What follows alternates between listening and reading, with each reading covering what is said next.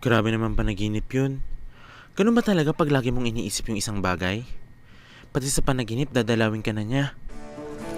Hay, ano ba kasing gagawin ko?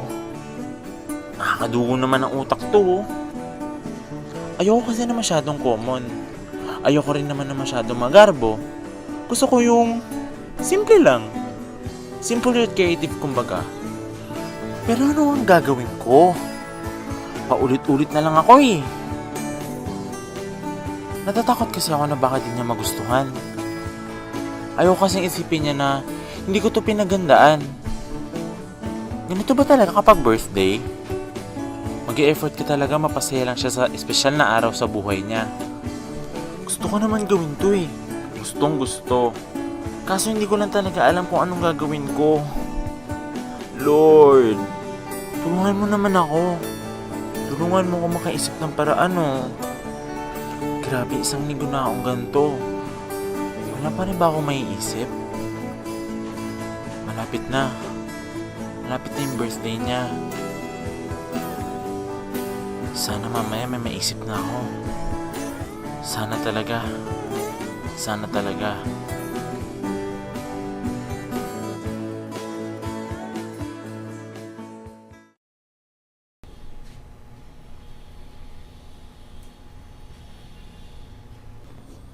Teka, wait.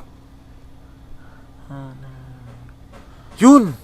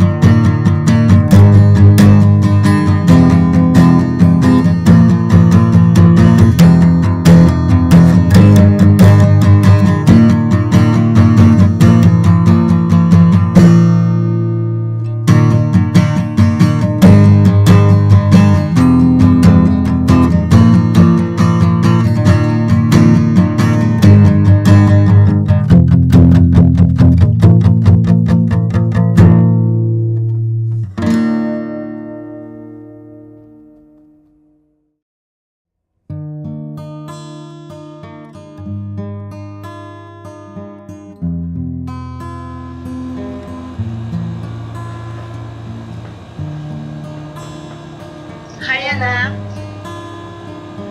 Ma! Happy birthday! Thank you. Ma, may surprise nga po pala ako sa inyo. Talaga? Wait lang, ma. Ito, gawa ko to. Siyempre, may bulaklak ka din. Ikaw kasi ang pinakamahalagang babae sa buhay ko. Pero sus, ito talaga, ito ang pinaka-special kong regalo. Happy birthday, Nay. Para sa'yo to. Nanay, ikaw ang aking super nanay. Sa araw sa gabi, naghahanap buhay.